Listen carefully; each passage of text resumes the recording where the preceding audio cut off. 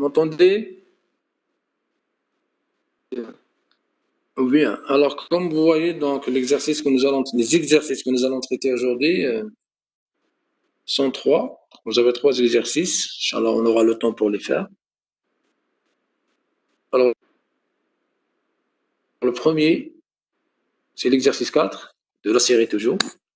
Donc, soit deux listes, L1 et L2, dont si on vous demande d'écrire une fonction qui vérifie l'égalité des deux listes.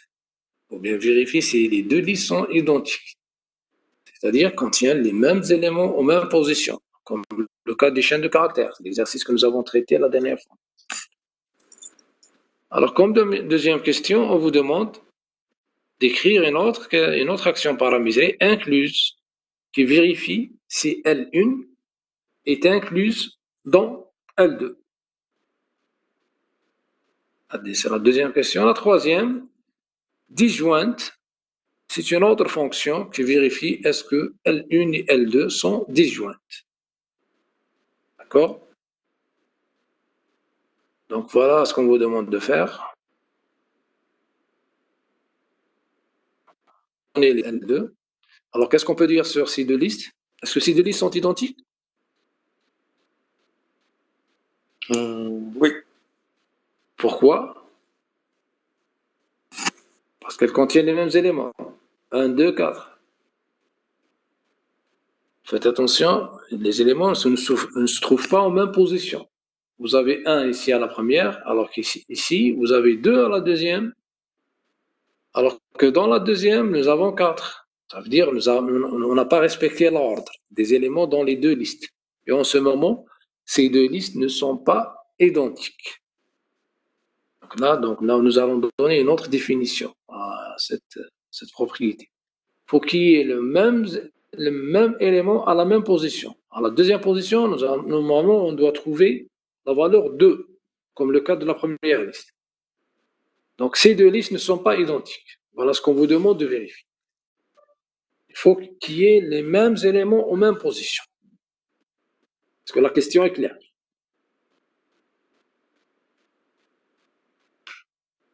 La question est claire? Passons aux propositions. Avez-vous de propositions?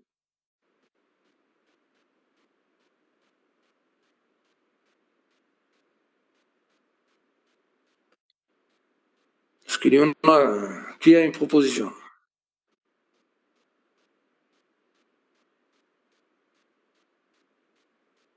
Qui n'a pas compris d'abord le problème avant de passer à la solution?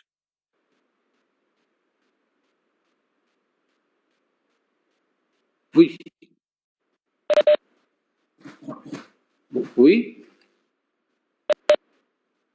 À votre écoute.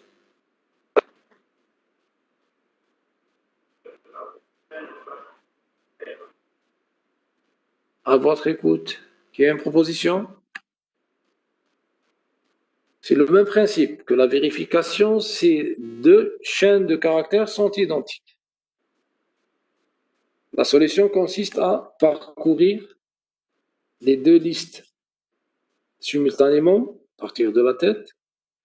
Si on trouve que les premiers éléments, bien les éléments courants, sont égaux, on avance dans les deux listes. On avance dans les deux listes.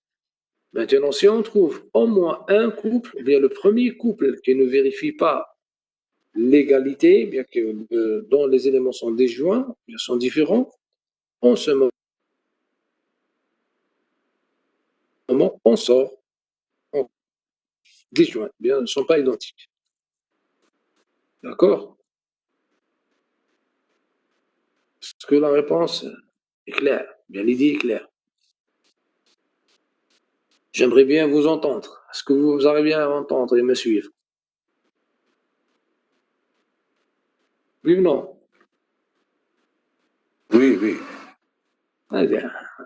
Et pour la solution, avez-vous de remarques, bien de questions, bien de propositions? Donc, ça consiste à parcourir les deux listes simultanément et on vérifie l'égalité des éléments courants se trouvant à une même position. Si les deux sont égaux, on avance, sinon on sort de la boucle. Donc c'est ça, donc voilà la solution. Alors, voilà. Donc pour l'entête, nous avons les paramètres d'entrée, nous avons deux paramètres, L1 et L2 de type PTR, de même type, et la réponse, la fonction, elle est de type booléen.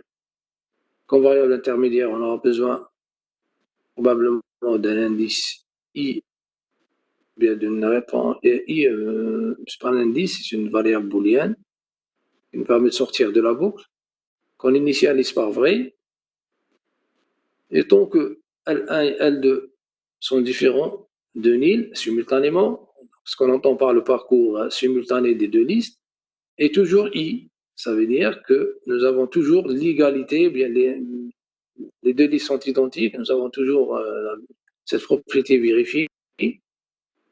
On fait quoi? On vérifie, est-ce que les couples d'éléments info de L1 et info de L2 sont égaux pour avancer dans les deux listes, sinon on sort en affectant à I la valeur faux, pour sortir de cette boucle. Et lorsqu'on sort, on affecte à la fonction identique, on lui affecte la variable booléenne I. Voilà donc pour la fonction identique. Est-ce que c'est clair?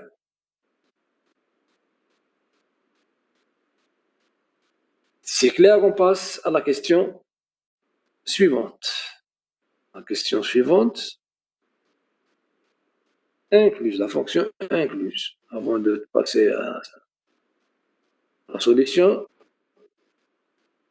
je reviens à l'exemple. C'est le problème, c'est bon. Voilà l'exemple.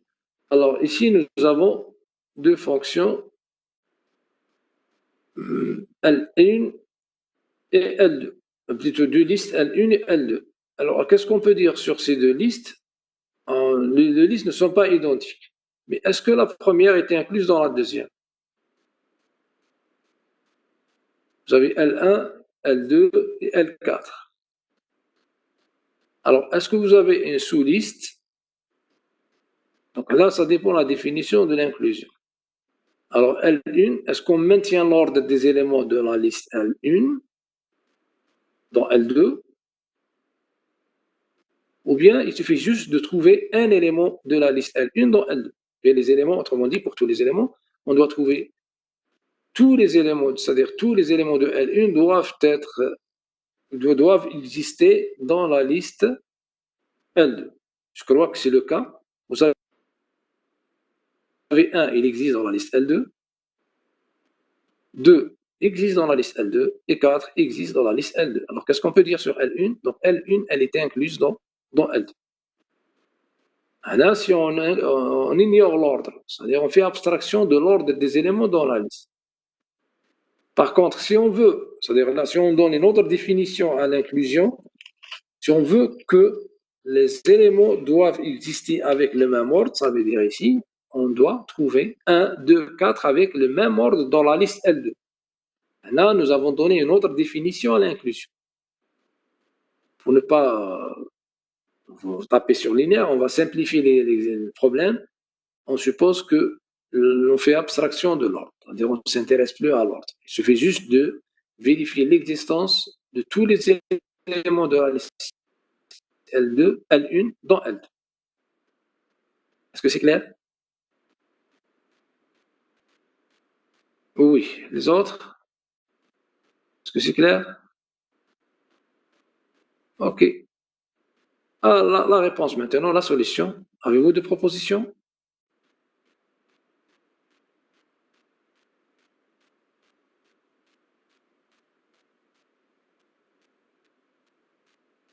Avez-vous des propositions?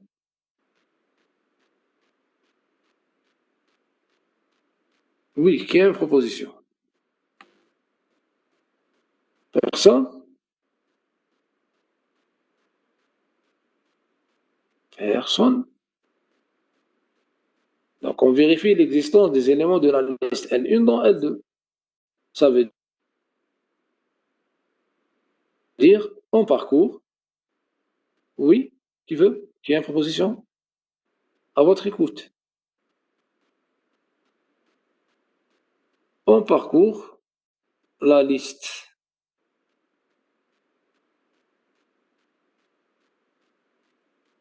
L1.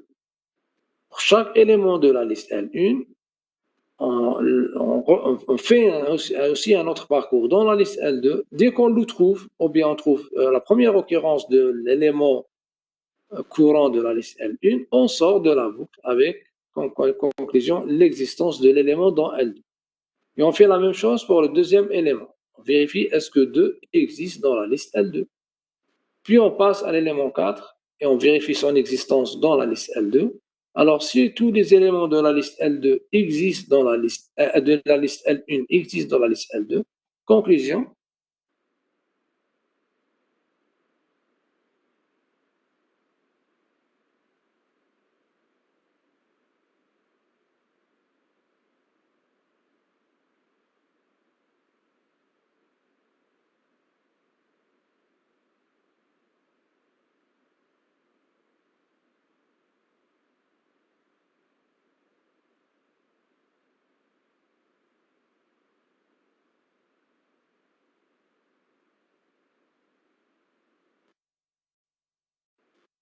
Oui ou non?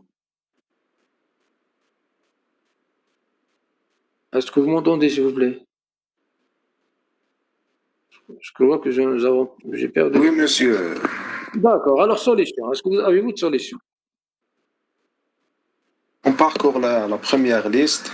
Oui. On vérifie le premier élément s'il existe dans le deuxième. Oui, oui, On avance après. avec un élément. Donnez-moi l'algorithme maintenant. Là, ce que je vous ai donné tout à l'heure. Donnez-moi maintenant la solution algorithmique. Si vous avez une solution et vous voulez la partager, elle sera les bienvenues.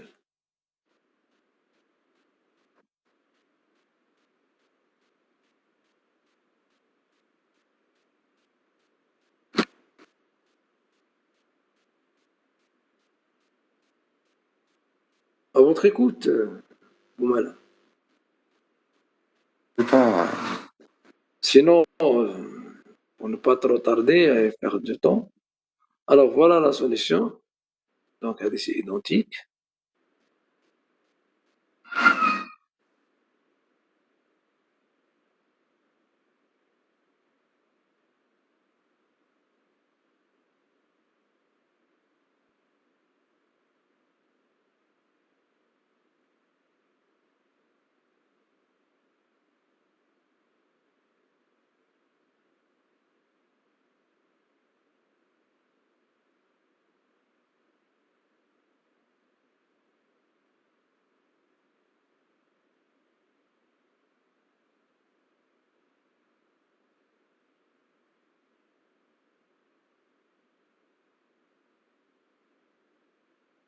Si vous avez bien suivi et compris.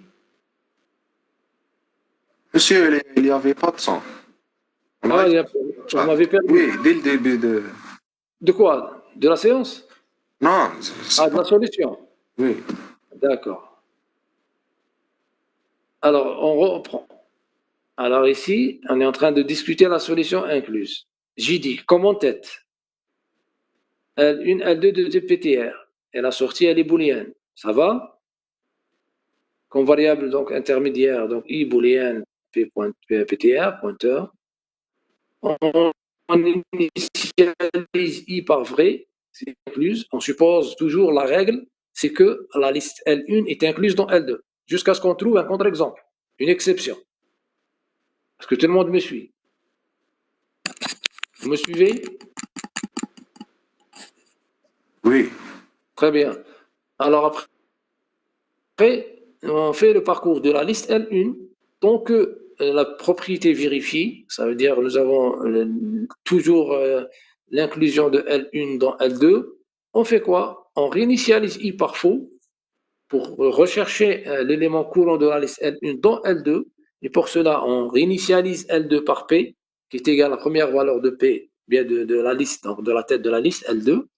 Et puis on parcourt la liste L2. Alors, tant que L2 différent de nil et non I, ça veut dire qu'on n'a pas encore trouvé une occurrence qui est égale à l'élément courant de la liste L1. On fait quoi? Donc, on vérifie est-ce que le champ information, bien l'élément courant de L1, est-ce qu'il est égal à l'élément courant de L2? Et en ce moment, qu'est-ce qu'on affecte à I? On affecte quoi? Si vous avez compris, qu'est-ce qu'on affecte? Est-ce qu'on affecte faux? Bien, on affecte quoi? Pour sortir. Si on veut sortir de la boucle, qu'est-ce qu'on doit affecter à I?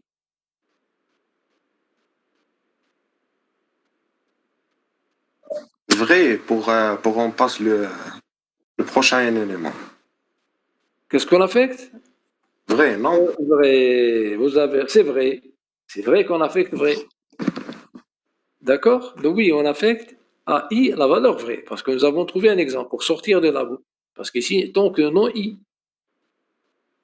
Et lorsqu'on trouve que l'élément est inclus, ça veut dire que c'est vrai. C'est ce qu'il fallait trouver, c'est l'inclusion. Alors on sort pour avancer dans la liste L1 et retester. Est-ce qu'on est sorti parce que nous avons trouvé un élément égal ou bien nous avons parcouru toute la liste L2 sans pour autant trouver l'élément courant de la liste L1. Et en ce moment, on va sortir avec faux, avec la première valeur de I.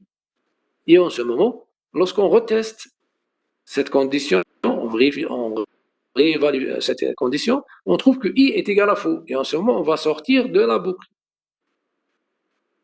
Est-ce que c'est clair?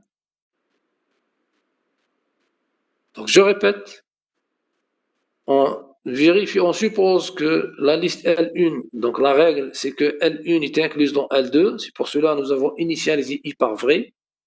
Puis, nous avons vérifié est-ce que l'élément courant de la liste L1, est-ce qu'il maintient cette propriété? Donc, on va vérifier. Si oui, on passe à l'élément suivant, on avance avec, dans la liste L1, L1 reçoit L1 point suivant. Alors maintenant, si on trouve un contre-exemple ici, que tout un, ou bien il existe au moins un élément qui n'existe pas dans L2, en ce moment, on va sortir avec I est égal à faux. Et en ce moment, on va sortir de la première boucle en concluant que la liste L1 n'est pas incluse dans L2, parce que nous avons trouvé une exception, un contre-exemple. Est-ce que c'est clair?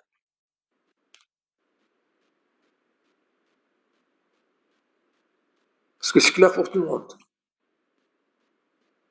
Oui ou non? Oui, c'est clair. Très bien, très bien. Besrel, elle est absente aujourd'hui, il me semble.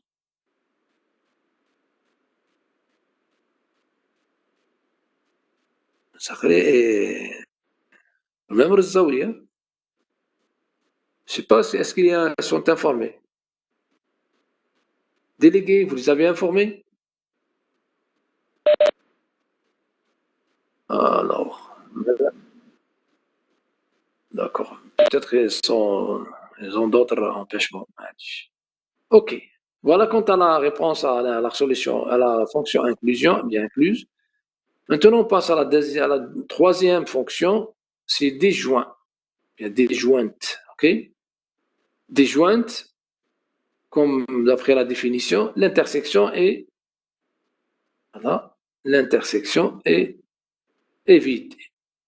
Donc, nous n'avons aucun élément en commun entre les deux listes. Alors, est-ce que les deux listes sont déjointes, L1 et L2? La réponse est non. Les deux listes ne sont pas déjointes, sont liées. D'accord? Alors, comment vérifier donc cette propriété?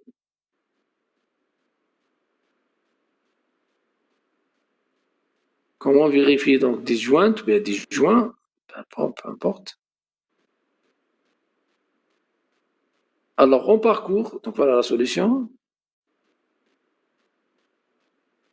Bon, l'idée, c'est de supposer que, tout à l'heure, qu'est-ce que nous avons supposé? Que les listes, bien, L1 est incluse dans L2, et nous avons cherché, bien, nous avons vérifié, est-ce qu'il existe une exception à cette règle? Maintenant, pour la liste, pour la disjonction, bien, la différence, si on veut, si la liste L1 est différente de L2, comment on fait? On vérifie, bon, on déclare une variable booléenne D, disjoint. Je suppose que toujours D, c'est une variable qu'on utilise qui va jouer le rôle de la fonction. Et un pointeur P pour parcourir la deuxième liste. Alors, on suppose que les deux listes sont disjointes. Donc, D reçoit vrai. Puis, on initialise P on sauvegarde L2 dans P.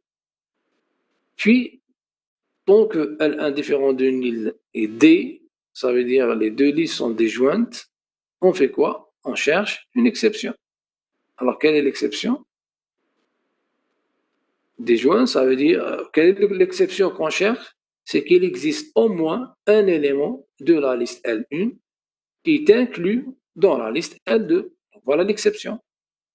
S'il existe au moins un élément de la liste L1 qui est inclus dans la liste L2, là, on va sortir en concluant que les deux listes ne sont pas disjointes. Il existe au moins un élément en compte.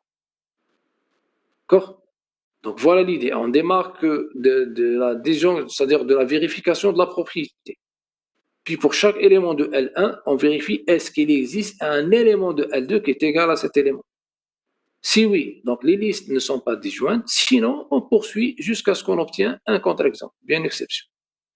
Voilà l'idée. Donc, on initialise L2 par P, et tant que L2 différent de nil est toujours D, toujours les listes sont disjointes, on vérifie est-ce que L1 info est égal à L2 info. Si on trouve au moins un élément de la liste L1 qui est inclus dans la liste L2, alors là, on va sortir avec un contre-exemple en affectant à D la valeur faux. Sinon, on avance dans la liste L2. On avance dans la liste L2 pour vérifier l'élément suivant. Fin de ci est fait. Puis, après avoir traité l'élément courant de la liste L1, on passe à l'élément suivant. Ici, on peut ajouter un autre test. Quand est-ce qu'on avance que c'est D est toujours vrai. Si on est sorti avec D est égal à faux, ce n'est pas la peine d'avancer. Nous avons trouvé un contre-exemple. Mais sinon, on peut faire aussi l'incrémentation de façon automatique, sans vérification. Et on met fin à la première boucle, puis on affecte à la fonction disjointe. On lui affecte à la fonction disjointe la variable booléenne D. D'accord? Est-ce que c'est clair? Oui ou non? Je crois oui. Sinon, je suis à votre écoute. Si vous avez des questions.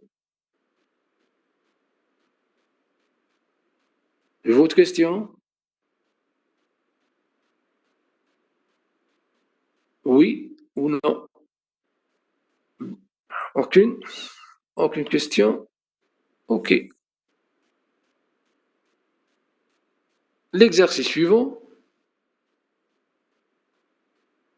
L'exercice 5.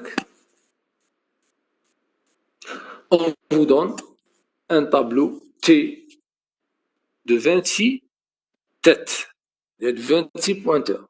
Donc, soit T un tableau de 26 listes de chaînes de caractères, tel que le premier élément contient la tête de la liste qui contient des mots qui commencent par la lettre A, majuscule. L'élément 2 contient la tête de la liste des éléments, bien des mots commençant par la lettre B, etc. jusqu'au dernier élément qui contient des mots. Donc la dernière liste contient des mots qui commencent par la lettre Z, Z majuscule. Ici, on s'intéresse uniquement à la case majuscule. Alors, comme première question, on vous demande de proposer une déclaration de la tête de la liste, bien du tableau T, de la structure de données. C'est la première question. Deuxième question, on vous demande d'écrire une fonction qui vérifie l'existence, bien permettant de rechercher un mot dans cette structure. On vous donne un mot et on vous dit est-ce que cette structure contient ce mot? OK? Voilà ce qu'on vous demande de faire. On vous demande la vérification de l'existence d'un mot dans cette structure. Voilà la structure. Vous avez un tableau T Bon, là, je vous ai donné une indication. Donc, les éléments, bien l'indice est de type caractère, tel que le premier élément pointe, bien contient la tête de la liste contenant des éléments commençant, bien des mots commençant par A. La dernière liste contient des mots qui commencent par la lettre Z. Donc voilà donc la structure qu'on veut créer, ou qu'on ne veut pas créer, parce qu'on veut traiter, dans laquelle on va effectuer la recherche. Voilà la première question, c'est-à-dire la structure qu'on veut traiter. Alors, comme réponse à la première question, comme première question d'abord, on vous demande de donner la déclaration de cette structure. Déclaration uniquement de cette structure, et non pas la création, parce que la création, c'est un autre problème. Alors, proposez-moi une solution. Là, je vous ai donné une indication. Proposez-moi une solution.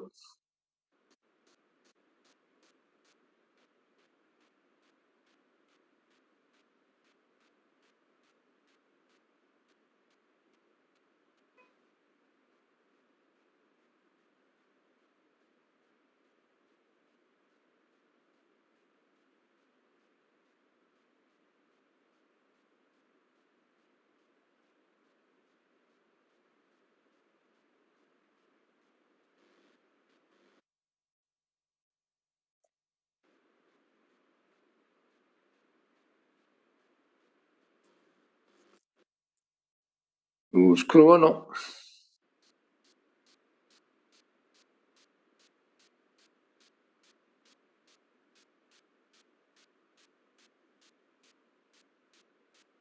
Maintenant, oui, ça passe très bien.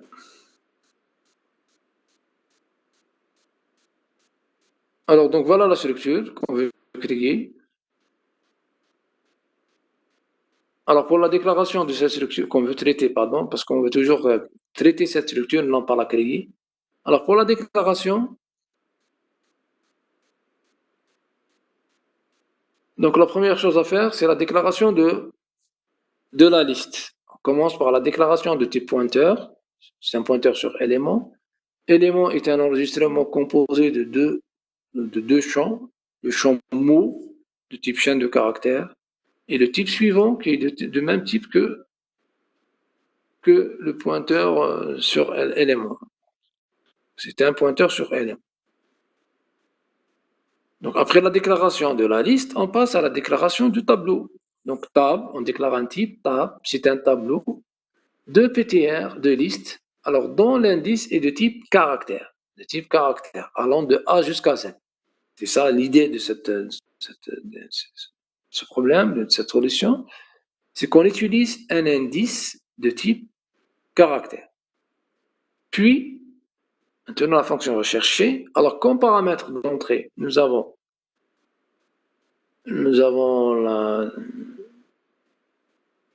normalement, on ne doit pas trouver la liste L, mais on cherche dans quoi? Un mot dans la structure T, dans le tableau T. D'accord? Donc on cherche un mot dans cette structure, dans la structure T, dans le tableau T. Après,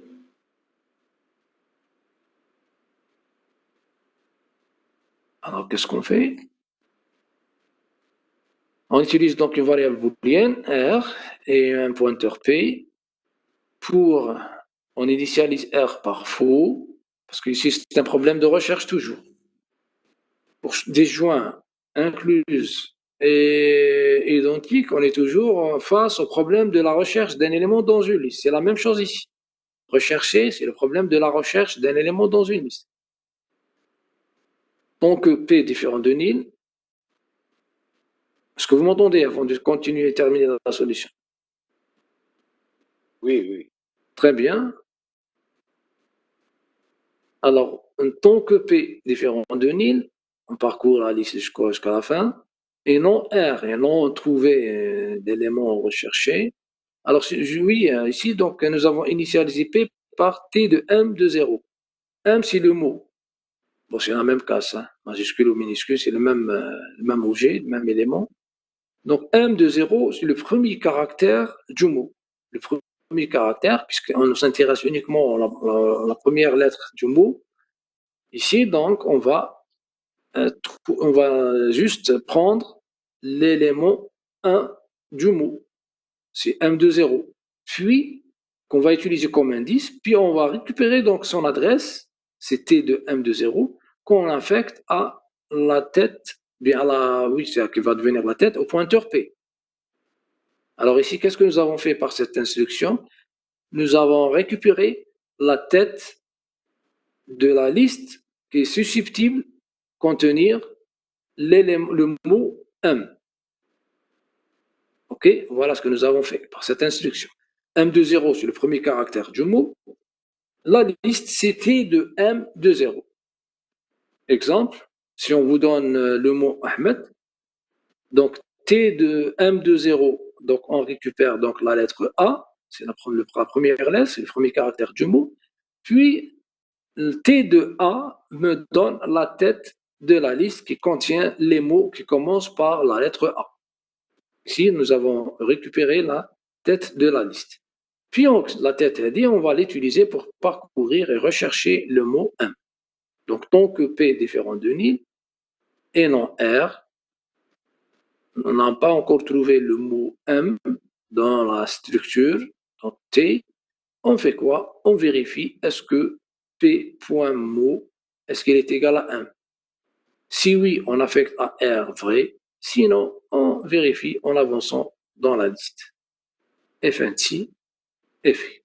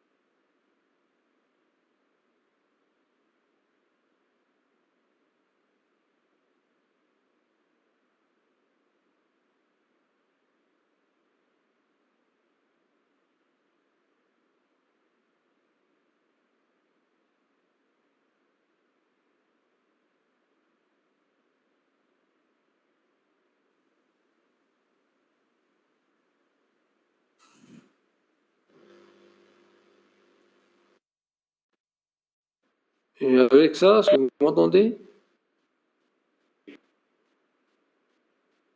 Ah, maintenant vous m'entendez.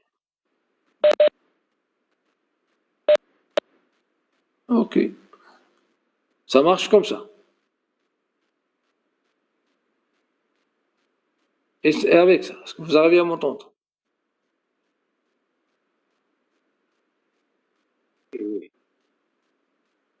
Oui, pour tout le monde.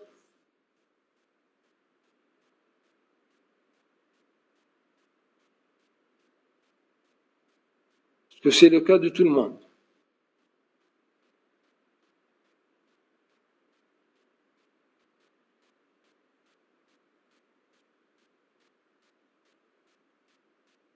Ok. Alors, pour l'exercice, le dernier exercice, l'exercice 6, on vous donne une matrice maths d'entier toujours, de n ligne et m colonne, n inférieur à ou égal à 100, m inférieur ou égal à 200, bon, peu importe, égal strict ou égal ou inférieur ou égal. On vous demande d'écrire un algorithme qui génère deux listes à partir de cette structure, de cette matrice. Alors, la première contient les éléments, bien les minimums des lignes en adoptant la stratégie FIFO. La deuxième, la somme des colonnes en adoptant la stratégie LIFO. Vous avez une matrice contenant des entiers. On veut créer deux listes, une sur les lignes et l'autre sur les colonnes. Pour les lignes, on s'intéresse au minimum. Et pour les colonnes, on va sommer les éléments se trouvant à la même colonne, bien sûr la même colonne. Je crois que le problème est clair. Donc, étant donné cette structure, c'est une matrice contenant donc 9 éléments, 3 fois 3. Donc n est égal à 3 et m est égal à 3.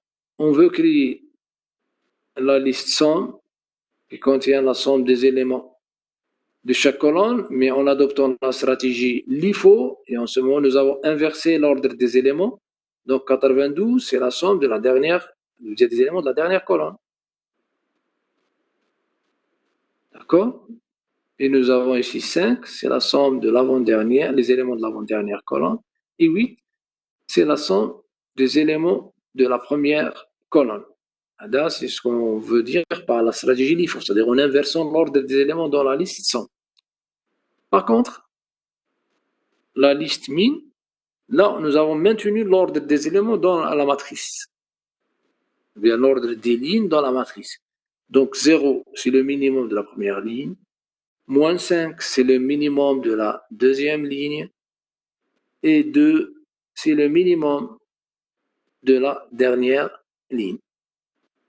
Donc là, nous avons utilisé la stratégie FIFO en maintenant l'ordre des éléments. Il y a des lignes dans la matrice. Et pour la liste somme, nous avons inversé l'ordre des éléments via des colonnes dans la matrice. Donc, on vous demande d'écrire un algorithme ou bien une fonction, une procédure, parce qu'ici, on va avoir deux sorties, mini-somme, deux listes, permettant donc la procédure nous permet de créer deux listes mini-sommes contenant respectivement les minimums des lignes et la somme des colonnes. Oui, la question est claire? Question est claire ou non?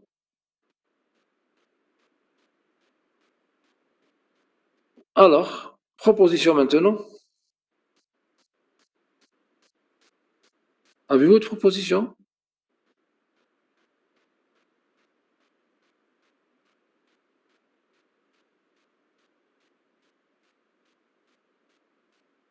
Alors, y a-t-il de propositions?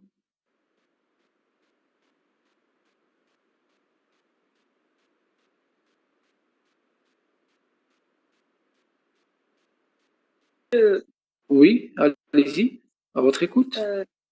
Oui, on lit la matrice normale de la matrice. Allez-y, oui, à votre écoute. On lit la matrice. On n'a pas à lire la matrice. Pourquoi? Parce qu'ici, nous allons écrire une action paramétrique. Je suppose que la matrice, elle est déjà initialisée. Donc, la matrice est un paramètre d'entrée d'une procédure. Donc, on n'a pas à le lire. Donc, il est déjà initialisé. D'accord? Quelle est la question? Donc, on vous demande de créer deux listes. Alors, on vous demande une matrice et on vous demande de créer deux listes. Voilà la question. Alors, si vous n'avez pas de proposition, je vous donne la solution. Est-ce que vous êtes... Voilà, allez-y, oui. On crée la tête. La tête de quoi? de la liste. Ça, monsieur, Quelle liste? Oui, j'allais j'allais lire la matrice. d'accord. بعد je compare. Je compare ligne par ligne. S'il y a un minimum. D'accord. بعد j'alloue, allouer. بعد je crée la tête. Je crée la tête Mhm. après. Vous m'avez compris. Après quoi? Après quoi? C'est-à-dire que c'est la liste, la tête, c'est la dernière chose à créer, à votre, d'après votre solution. La tête, normalement, c'est le premier élément, la première chose à créer. Sauf s'il s'agit de la stratégie LIFO, ici, le dernier élément, ce sera l'élément de tête. Mais pour les minimums, puisqu'on va adopter la stratégie FIFO, et ici nous avons deux problèmes. Le problème de la recherche du minimum et le problème de la création d'une liste en adoptant la stratégie FIFO. Donc on va combiner les deux, on va composer en quelque sorte les deux solutions pour avoir la solution de ce problème. Alors pour trouver le minimum des lignes, qu'est-ce qu'on doit faire? On suppose, donc on va faire un parcours dans la liste, dans la matrice d'abord. Le parcours qu'on va faire, c'est un parcours ligne ou bien colonne.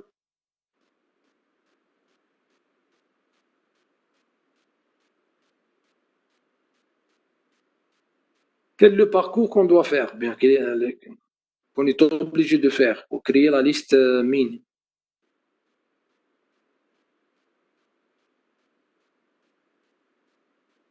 Voilà la liste mine. Donc c'est un parcours comment? Ligne par. Est-ce que vous m'entendez? Est-ce que vous m'entendez, s'il vous plaît?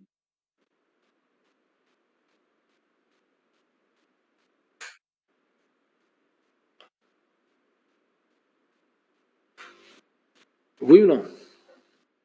Est-ce que vous m'entendez? Oui. Monsieur.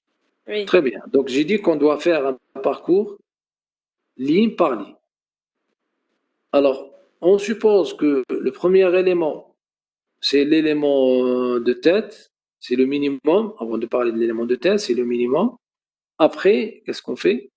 On doit rechercher dans les autres lignes, les autres colonnes, puisque là, c'est le minimum des lignes. Donc, ça veut dire que pour chaque ligne, on suppose que le premier élément, c'est-à-dire celui de la première colonne, est le minimum. Puis on fait la recherche dans le reste des colonnes. Si on trouve un élément mieux placé, donc pour changer la valeur du minimum, ou bien on le maintient plutôt pour bien sûr initialiser l'élément de la liste, dit de façon générale. Maintenant, pour la création FIFO, toujours on distingue la création de l'élément de tête des autres éléments, des éléments du corps. Alors pour l'élément de tête, on vérifie toujours est-ce que min est égal à nil. Si min est égal à nil, ça veut dire c'est l'élément de tête. Et en ce moment, on va le créer avec l'appel de la procédure allouée, tout en ayant comme paramètre la tête min. Maintenant, s'il s'agit d'un élément du corps, on va le créer en allouant, ou bien en appelant la procédure allouée, tout en ayant comme paramètre d'entrée le champ P flèche suivant, bien le suivant du pointeur P. Donc voilà l'idée.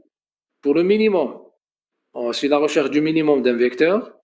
Pour la création d'une liste en adoptant la stratégie FIFO, toujours on distingue la création de l'élément de tête des éléments du corps, du reste des éléments. Oui ou non? C'est clair? C'est clair ou non? Alors ici, c'est une question de cours. Nous avons juste combiné les deux solutions. La recherche du minimum et la création d'une liste en adoptant la stratégie FIFO. Oui ou non? Avez-vous d'autres questions? Si vous n'avez pas de questions, voilà la réponse.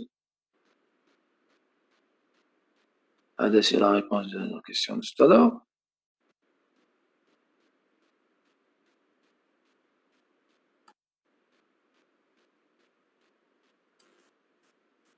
Donc ici,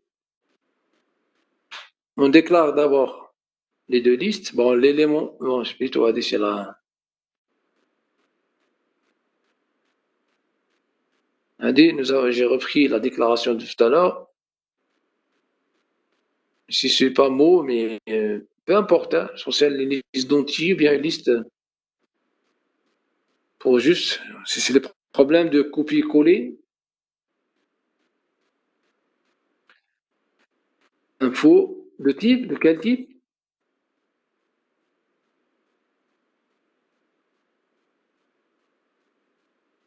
Entier.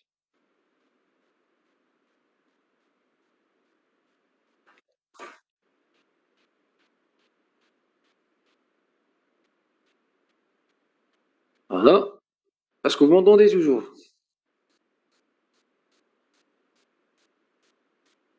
Est-ce que vous m'entendez toujours? Oui, on vous entend.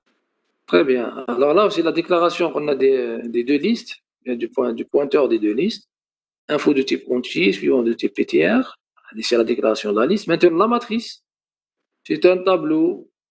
Donc, 100 et 200. Bon, soit inférieur ou égal, bien inférieur stick, c'est-à-dire la variable ne pose pas de problème. De entier. Pour la procédure, elle a comme en tête, bien comme paramètre d'entrée, la matrice mat, de type matrice. Comme entrée, nous avons le nombre de lignes, nombre de colonnes de type entier. Comme sortie, nous avons les têtes mini-somme de type PTR. Alors, comme maintenant variable intermédiaire, on aura besoin probablement du pointeur P, R, il me semble que c'est un problème aussi du copier-coller, on verra par la suite. On n'aura pas besoin, certes, d'une variable booléenne. Alors, pour le minimum, on l'initialise par nil. La somme par nil, toujours, on suppose que les deux listes sont vides initialement. On parcourt la matrice ligne par ligne pour i allant de 0 jusqu'à n-1, faire. Et là, c'est la création. La création de la tête de. La création de la tête de la liste et la création du corps de la liste. Toujours la liste, c'est la stratégie FIFO. Si min égale à nil, ça veut dire qu'on est en train de créer la tête de la liste. Donc on alloue toujours avec la tête. Et on sauvegarde la tête dans P. Maintenant, si nous avons déjà créé l'élément de tête, on alloue avec P suivant et on avance avec P. On avance avec P. Puis, on met fin à la création. C'est la création de l'élément uniquement. Maintenant, pour la recherche du minimum, on initialise les champs information, de cette liste, on l'initialise par mat i0. Ça veut dire que c'est le premier élément de la liste, premier élément de la ligne, la première colonne de la ligne. Bien autrement dit, le premier élément de la ligne, parce qu'on ne parle plus de la colonne, parce qu'il s'agit ici d'un vecteur. P info reçoit mat i0. C'est le premier élément de la ligne I. Après, pour J allant de 1 jusqu'à m-1, parce qu'ici nous avons déjà traité la colonne 0. Alors dans la deuxième boucle, on va parcourir la ligne I allant de l'indice 1, parce que l'indice 0 est consommé. Nous l'avons consommé ici. Donc pour J allant de 1 à m-1, faire, si on trouve un élément mieux placé que le champ information, il est plus petit que le champ information, on va le considérer comme minimum, donc avec lequel on va modifier le champ information. Et fancy. Puis, fait de la deuxième boucle, fait la fin de la première boucle. Et voilà pour la création de la liste min, en adoptant la stratégie toujours. La stratégie, quelle stratégie? Ici, nous avons créé avec quelle stratégie? FIFO. FIFO. Pourquoi? Parce que nous avons distingué la création de la tête de la création du corps. Il suffit donc d'affecter, qu'est-ce qui nous reste à affecter? Affecter nil au dernier élément de la liste. Alors pour ce faire, on doit vérifier que nous avons au moins un élément de la liste dans la liste min. Comment? C'est en vérifiant est-ce que min différent de nil. Si min différent de nil, ça veut dire que la liste contient au moins un élément. Puisqu'elle contient au moins un élément, donc on peut se permettre, en affectant à P suivant, on lui affecte nil, pour mettre fin à la liste min. Voilà donc comment créer une liste en adoptant la stratégie FIFO et comment mettre bien sûr le minimum des lignes dans cette liste. Donc pour chaque ligne, on va créer un élément, on l'initialise, ou bien on initialise le champ information de cet élément par l'élément, le premier élément de la ligne. Puis on parcourt le reste des colonnes, bien des éléments de la ligne. Si on trouve un élément mieux placé, on lui affecte au champ information. Est-ce que c'est clair? C'est clair ou non?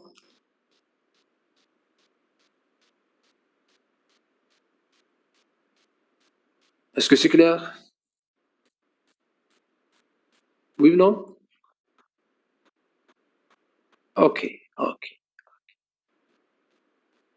La deuxième partie, c'est la création maintenant de la deuxième liste en adoptant la stratégie maintenant LIFO. Ici, malheureusement, on ne peut pas poursuivre la diapo, la présentation. On va revenir en mode création. Alors maintenant, pour la deuxième liste, on va parcourir la liste ici, la matrice toujours, on parcourt la matrice, mais cette fois-ci colonne par colonne. Pour J allant de 0 à 1 moins 1, on alloue avec P, c'est la création maintenant d'un élément en adoptant la stratégie LIFO. On alloue avec P, P suivant reçoit somme, somme reçoit P, c'est là les fameuses instructions qui nous permettent de créer un élément. Il y a la liste LIFO, puis il y a l'initialisation du champ information. Comme première affectation, c'est l'initialisation du champ information par l'élément 0 de la JM colonne. Il y a le premier élément de la JM colonne. Puis on poursuit la recherche, bien le parcours de la colonne, du vecteur colonne, en ajoutant à chaque fois l'élément IJ à la somme. Pour I allant de 1 à n-1, P info reçoit P info plus mat IJ. Effet, puis effet. D'accord? Est-ce que c'est clair? C'est clair pour tout le monde? Avez-vous de questions?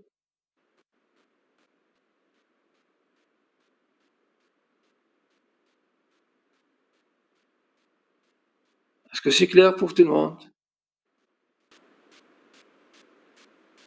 Oui. Est-ce que vous avez compris? Oui, très bien. Les autres? Et les autres? Ok. Et moi aussi, j'ai compris que vous avez compris. Alors, si vous n'avez pas de questions, on peut s'arrêter à ce niveau. Hein. Sinon, je suis à votre écoute. J'aimerais bien vous entendre. Je vous remets la balle.